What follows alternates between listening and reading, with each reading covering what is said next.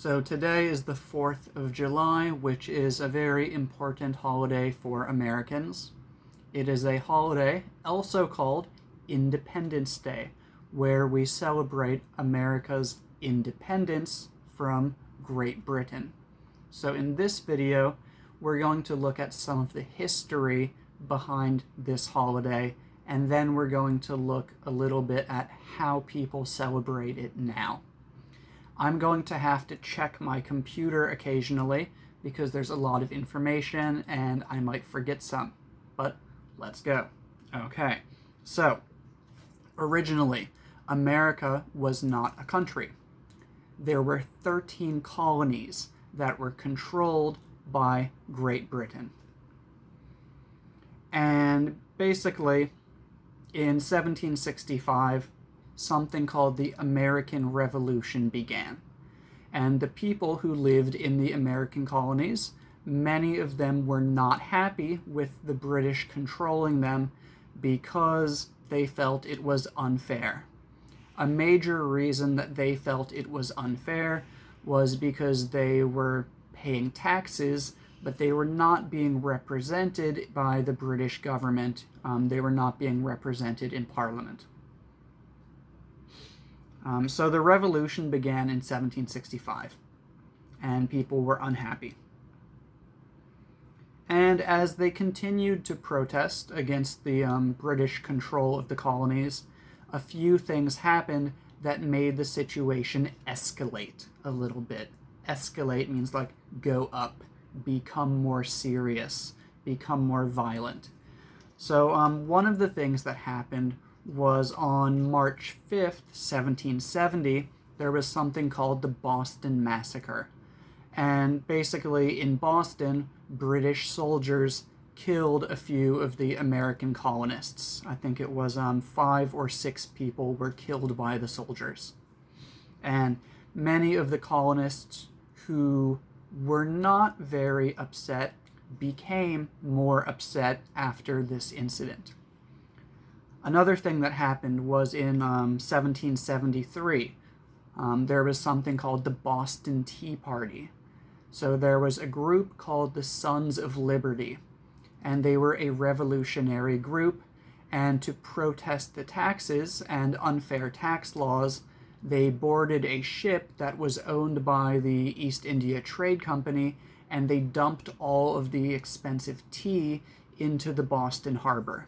And this made Great Britain very upset. Okay,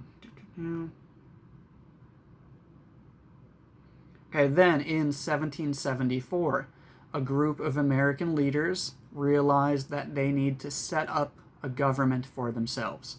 So they set up a government which was then called the Continental Congress.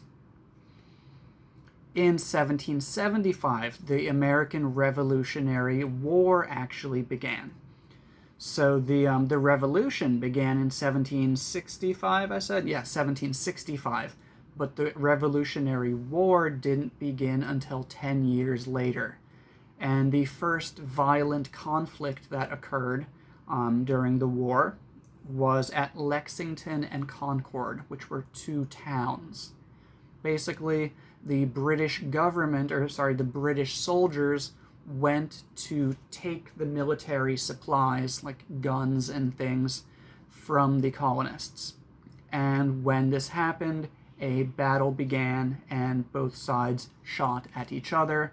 This was the beginning of the Revolutionary War. And although the war had already begun and the revolution had been going on for quite some time, America, or the colonies, had not yet actually said that they were an independent country. So on July 4th, 1776, that was when the Continental Congress, which was the new government that they created, finally approved a document called the Declaration of Independence. And this document basically said each colony is now free from control of Great Britain, and each colony is like a separate country that can control itself. So this is the document that said, "We are free from Great Britain." And this was called the Declaration of Independence. July 4th was the day that this was approved. And the war didn't end until 1883. But July 4th is Independence Day because it's the day that the colonies announced their freedom, and we began forming what we now call the United States of America. The 4th of July is the only American holiday that actually focuses on America as a country. Other holidays mostly focus on people or events, but not just on the nation.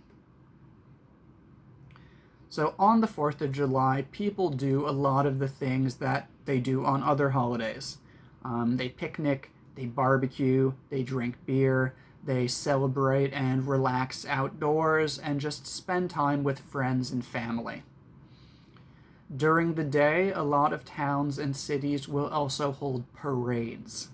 And in the evening, most people go outside to watch firework displays or to set off their own fireworks.